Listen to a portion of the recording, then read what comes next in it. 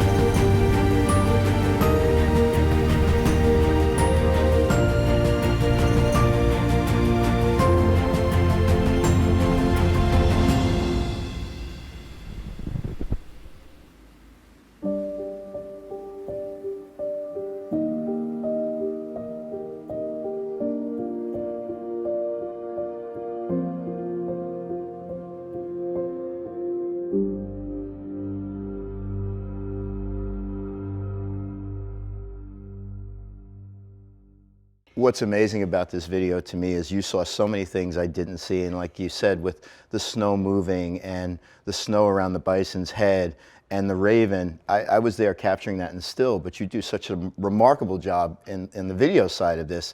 And to me, in slow motion, we always talk about, just gives people a chance to really dig in and see what's going on, because when we see life at normal pace, we never really see it, right? Exactly. But you slow it down. What was your first experience? So talk about the experience and the experience with the Z8 and bringing this out there. How did it work out for you? It was really nice because in the winter we have all sorts of added elements. We've got deep snow, as you can see from the coyote at the end and how it was post-holing, and we had the same sort of deep snow we were walking in. So having everything that I had in my Z9 on a smaller form factor and being able to hike with that was just, it was amazing. Well, post-holing, by the way, for me, I never heard that term, but that's when, you know, if you walk on a bison's path and the weight of the bison packs the snow down, great, but if you walk off that, your body falls into the snow about 6 feet. But no, but what did you feel? How did you feel the camera worked for you out in the field? The camera hit all expectations. And putting it in my hand, it was like I knew where everything was. I knew how to use it. Everything was seamless. It didn't even have that learning curve that I did when, you know, I moved into mirrorless for the first time. So it was nice to be able to like know everything, know how the camera was functioning, know the autofocus, and it performed just like my Z9, which was lovely. Yeah, I mean, having the Z9 come out first, those buttons and dials and controls and muscle memory was nothing I had to take on as well. It just, you kind of go right to it. But again, thank you for that video, and we're going to talk more about it as we go. But Mike, I want to come back to you and talk to us a little bit about what your assignment was and how you approached it. And then if you're cool with it, I'd love to run your BTS. Yeah, absolutely. So when I got the call, same as Kristi, I was excited and started thinking, all right, where can we take this camera to show what it's capable of? And you know, the winter season it's a little bit difficult in the US to find a place that still looks pretty, right? You know, everything's either snowed in or the leaves are off the trees. But we decided to go to Southwest Utah, which is in a landscape that it seems like you have gone from Earth to Mars. It brings you to a place that people literally, their jaws are on the floor and they don't understand what they're looking at, right? And so I wanted to go there, take the camera there and capture images of these locations from, you know, 100 feet below ground in slot canyons to, you know, 1,000 feet above the ground in an ultralight, and show the beauty of this landscape, but yet also show, hey, we've got a camera now that makes accessing these locations just as easy as it was with, say, the D850 back in the day, but now you have the capabilities of the 9 all in the small body. So it was fantastic. It was fun to put the camera in places where a camera shouldn't be. And still get great content, but also take it into places where I go almost every time I'm out hiking and still have the confidence in the gear, knowing I have everything I need right there in my hands. Well, let's let people see this. Let's jump right into this. Here's Mike behind the scenes.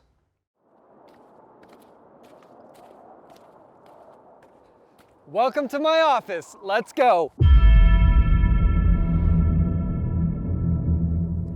I'm Mike Mezeul II. I'm a landscape and extreme nature photographer. My passion takes me across the world in search of nature's wildest scenes and most beautiful landscapes. The new Nikon Z8 introduces an opportunity for landscape photographers to fully unleash their creativity, confidently work in difficult situations, and bring their camera into limitless locations. For my job, I need a camera that is versatile, compact, and capable of creating within all elements of nature.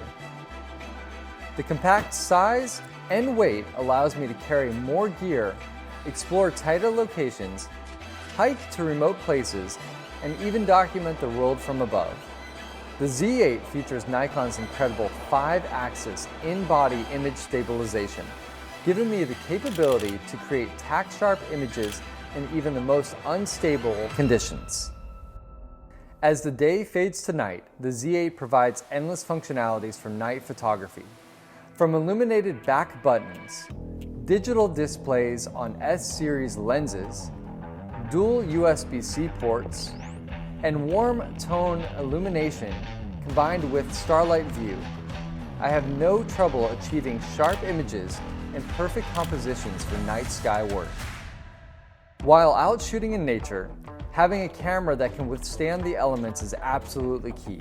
The The Z8 continues to carry on the legacy of Nikon's incredible weather sealing.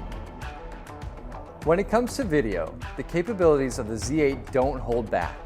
Videographers now have the ability to shoot up to an astounding 60 frames per second in 8K and up to 120 frames per second in 4K, all while taking advantage of Nikon's N-RAW and N-Log profiles. Having the ability to see what you're shooting makes all of the difference in a frame, and the Z8's articulating screen allows me to do just so. Having spent my career traversing the world in search of nature's beauty and always having a Nikon camera in my hand, the Z8 continues to provide nothing but the utmost confidence in capturing every moment out there.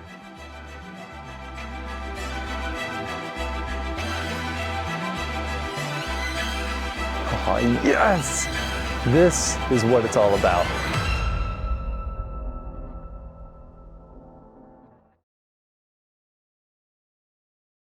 Mike, that's pretty incredible, and you know now, we got to do this together. Oh, absolutely. We have Let's go, to do man. this together. Sunrise, sunset, running it all. I'll be in such great shape by the time I'm done. I'll lose 30 pounds and everybody will be happy.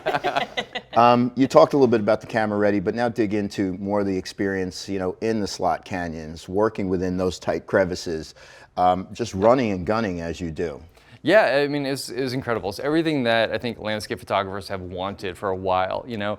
Having something that is so compact, that's the thing that got me right off the bat, is the 8 is so small and it allows me to get into these slot canyons where, you know, you see in the video, I'm literally just wiggling through about 10 inches of space in a slot canyon and holding the camera above my head, and that's, you know, that is doable because of the size and the weight of the camera. So for me to be able to go into these locations and, you know, have something that has all the capabilities I want and I can get it in there, that to me that's gold.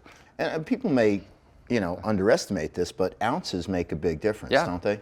Yeah, especially when you're hiking, you know, a couple 100 feet, you're not going to feel that difference, but you're doing 7, 8, 9 miles, especially with elevation gain up a mountain, every ounce counts, and you don't want a ton of weight in your pack because that's going to wear you down. That's, you know, not going to feel good, and you can carry more gear too if you have less gear in, say, a body, if that makes sense. Mm-hmm. So yeah, it all adds up. And I know you tend to work with more wide-angle Z-Nikkor lenses.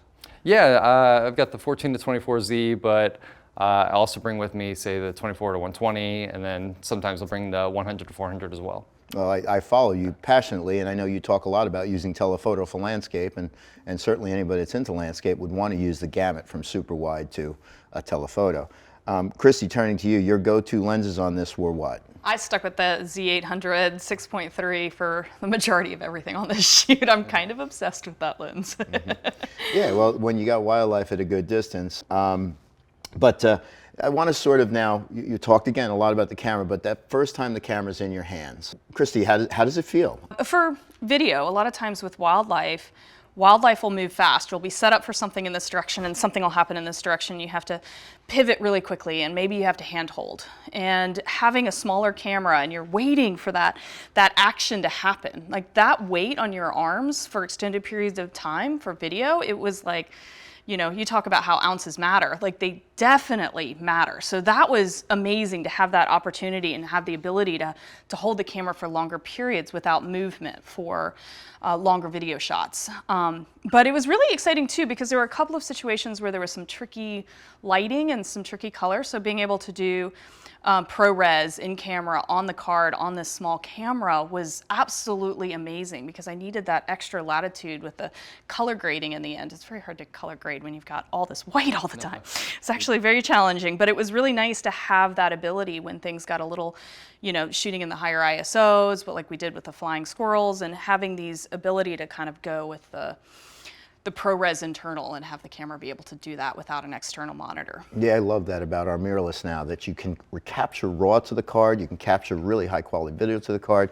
But while we were out together, I noticed the click of the shutter. Yes. So what was going on in those moments? Quickly switching over, I'd like to say you a bit hybrid out in the field. Yeah, it's so funny because like whenever I'm wanting to record nature, I ask myself how I'm feeling. And sometimes I'm feeling something in a still. Sometimes it's that look in the animal's eye. Sometimes it's that tiny little detail that I want to really emphasize. But sometimes it's the movement. It's the snow falling around the animal. It's the way a grouse puffs up. That was you know? amazing. Yeah. That was the first shot on the shoot, and I'm sitting there going, isn't it beautiful that we can slow down and see the beauty in a grouse through slow motion video? I mean, it just got so big and round. It was glorious. See, I just wish I couldn't be so big and round and I could do the opposite of the grouse. Anyway, go ahead, sorry. But that's one of the reasons I like being able to switch so seamlessly back and forth from photo to video, because sometimes I'm feeling the subject in photo and sometimes I'm feeling it in video. And motion has a different way of showing emotion, and it's beautiful to be able to be a hybrid and have a camera that does both. Yeah, it was nice to hear that shutter click too, because that fast frame rate at 20 frames a second or 30 frames a second Or is wild. 120 frames per second. Or 120, I know. Mike, what about video for you? I mean, it doesn't have to be in everybody's world. Do you ever go to video or clips? Yeah, no, I shoot some video while I'm out there. I like to actually shoot a lot of landscapes in 120 frames per second, which just sounds funny. But like, you know, in Iceland, for example, you know, shooting details of the waves crashing out there or the waterfalls coming down. So having the ability to switch over to, say, 4K 120, that's awesome. And then be like, all right, I've got that. Now I'm going to switch back over to the stills, be in the same spot, be ready to go, and capture images that way. The seamlessness of it is super nice. So you guys deal with the editing side. I have no desire to be sitting at a computer to edit video. So the clips part is what I go after, photographing birds. You know, we talk about the behaviors of animals and just getting that slow motion, you know, while the bird is either, you know, they're eating or feeding, or you've got the babies. Just those slow gestures are just so important. You can't really tell that story in still sometimes. It really is better told in video, and I think the world wants to see motion now, so the versatility of the camera hits. But Mike, again, you've talked about the size, you talked about how you've worked with it. Your BTS video spoke a lot to the camera, but the first impression of setup and handling for you. Yeah, it was fantastic. You know, the ergonomics of it, you could tell right off the bat. It's a Nikon. It feels like a Nikon. It fits your hand like a Nikon, but it's very reminiscent of, you know, what I loved back in the day, the 850. It felt like it. And, you know, coming from the 9, I shoot on the 9 as well, feeling the weight difference, feeling how though, it feels like it's balanced a little bit different. So in a way, it kind of felt like a natural gimbal. But it was nice to just have that fit to where you were comfortable with it. As you mentioned earlier, the buttons are all in the same location, so you have that muscle memory. But to me, it just felt right. And one of the things that really sits with me from our shoot is up in the ultralight. You know, we're up there flying 1,000, 2,000 feet above the landscape. Did you tell me you were banking that thing? We're banking about 60, 70 angles to get the landing gear out of the way so we can look straight down onto this landscape. And I'm thinking, man, I don't even feel like I'm holding the camera, which, you know, scary at times because you're like, okay, man, I still have a death grip on this thing. But you're looking down shooting and you don't feel the camera, but you're still able to get the shots. And that's one less thing to worry about up there. The fact that I'm trying to hold the camera while shooting, you know, it's almost weightless in a way. It feels great to be up there and to be able to shoot and comfortably shoot. Mm-hmm. So to me, one of the most incredible things about the Z8 is the versatility of size. So you have options. I'm a battery pack kind of person, but Mike, if I was out like you doing landscape, I definitely want to pull the battery pack and go. Using long telephotos, I feel a better balance. Mike, would you use a battery pack? Yeah, so for landscape, for most of what I do, the hiking part, no. But when it comes to, say, astro, having the additional battery pack in there to give me that extended battery life, that is when I would find myself utilizing a battery pack or bringing it with me. If I'm going to be up shooting time lapses throughout the night, I'm either going to go with one of two things: the battery pack to give myself the extra battery life that way, or utilizing the dual USB-C ports and putting in an extra battery pack that way to give myself the ability to shoot hours and hours and hours of time lapse confidently and not have to worry about battery life. I don't want that to slide, because that's one of the most important parts of this camera. Whether you're shooting interviews or video or out there in the field, being able to bring additional battery power to connect to the USB port, that's got to be huge for you. Oh yeah, especially like time lapse, nighttime photography, being able to put the camera out there, put a battery pack into the camera to power it, and then I kind of shamelessly say this, but then go to sleep. It's nice to know that you're going to wake up and the camera's still going to be rolling. So having that functionality to the camera definitely adds to the ability to capture more footage. Well, and I'm thinking too, like one of these times I want to go on a shoot with you guys when you take me to Miami, not 14 below. But talk about the durability and the weather and the climate and how you were using that. I mean, how did it work in cold weather for you? It worked great. I mean, we had extra batteries, but we didn't even need them. Like the battery actually lasted, you know, I don't even remember changing a battery in one day. So even with the cold weather, I didn't notice anything strange with the battery power. The snow on the camera didn't affect it at all, and so it held up for me completely. Yeah. Mike, in that cold weather, talk about how you may protect the batteries from that cold climate. I'm not ashamed to say that I can't handle the cold weather. Oh, so. I've got electric socks, gloves, all that stuff. But you know, fun little trick too that I do out there sometimes, say like in Iceland or when we're in the Arctic Circle of Norway, I'll take one of my heated socks, I'll sacrifice it for the shot, right? And this is a clean heated You're sock, in bare by feet the way. now? No, I'll wear wool socks, have my heated sock, but I'll take the heated sock, put the batteries in there as a pouch, turn it on and wrap it up and shove it in my pocket. So that way the batteries are staying in a heated pouch the entire time. And your body warmth is probably helping as well. Oh yeah, totally. Yeah. No, very cool. So are you surprised at the specs of the camera and what it's capable of doing? Oh 20 yeah. frames a second. I don't know if that applies to landscape, but it certainly applies to wildlife. 30 frames per second, pre-capture. All the advances in firmware that we've learned in mirrorless on the flagship now are incorporated into Z8. What does that mean to you? We'll start with you, Mike. Yeah, you know, it's funny because, you know, frames per second in landscape usually don't matter. You know, that mountain's staying there. It's not moving, right? But shooting from the air for landscapes, that's a big difference. I'm rattling them off up there. I'm using 20 frames per second up there while we're in the ultralight spinning over the spire because every frame is so different on our angle and our look. And you know, I want to make sure I'm capturing as many as I can while I'm up there. So I'm rattling off 20 frames per second. Now, if I'm on a tripod, we're you know, one frame at a time. But having that option with what I do, it's great.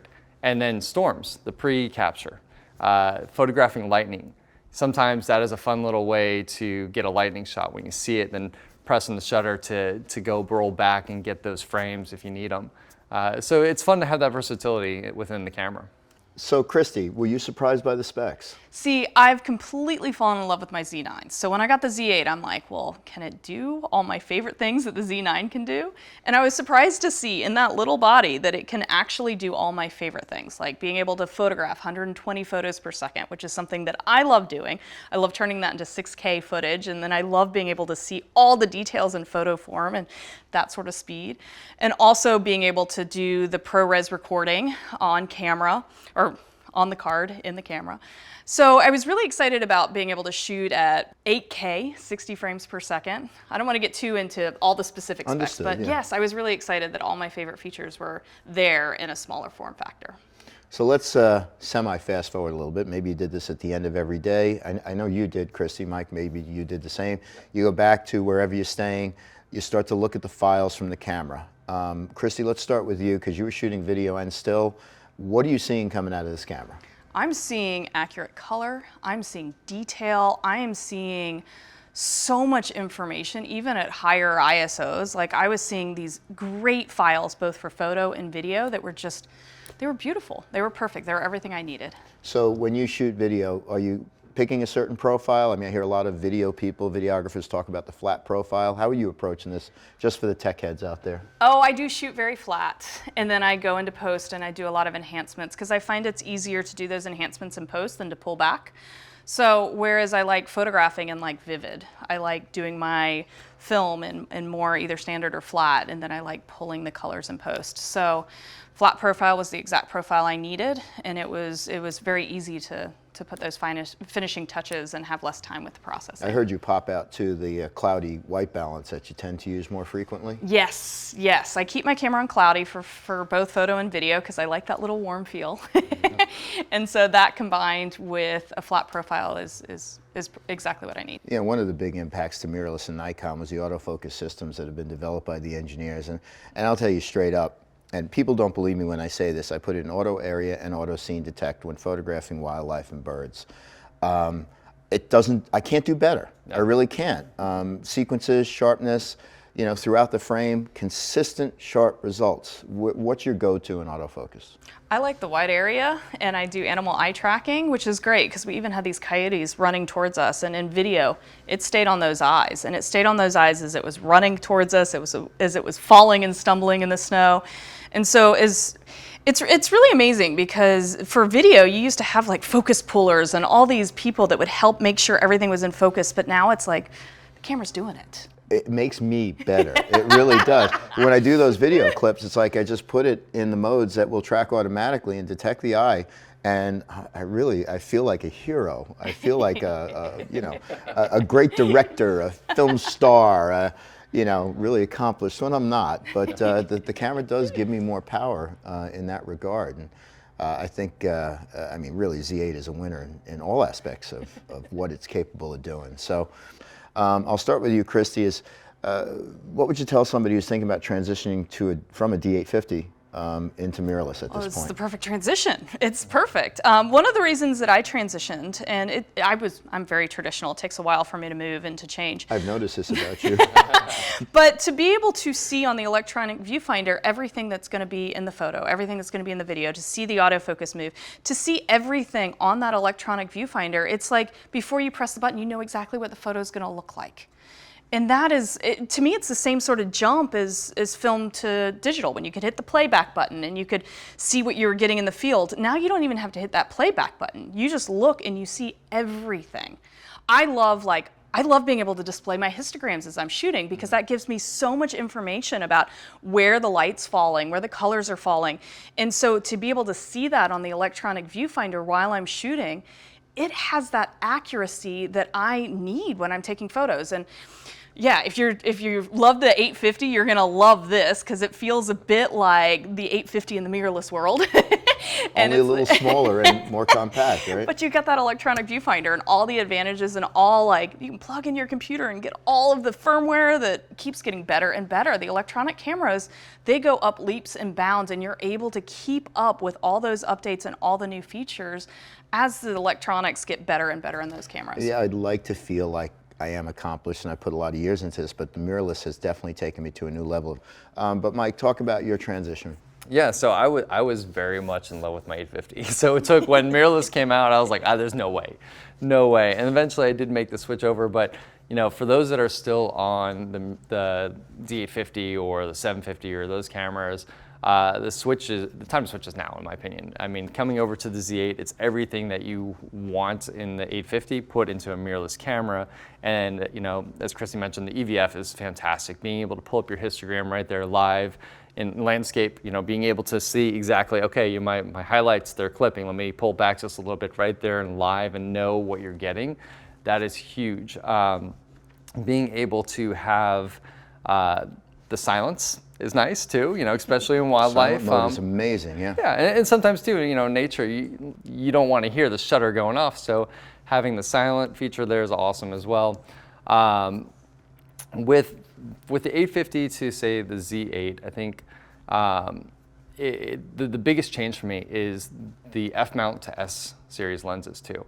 If you thought F-mount was sharp, come on over to the S series and see those on the Z, and the sharpness is incredible. So the combination there it's absolutely wild. Yeah, when you said silent shooting, it triggered a thought in my mind that I'm just so blown away that the Z8 incorporates a stacked sensor at high resolution and such high scanning speeds that you're getting all that tried and true quality that you would expect out of a flagship camera. So yeah. Well, sorry, not to cut you off there. One of the things, cut me off anytime you want. So one of the other things too with the 850, say to the 8, is the 5-axis stabilization inside the camera.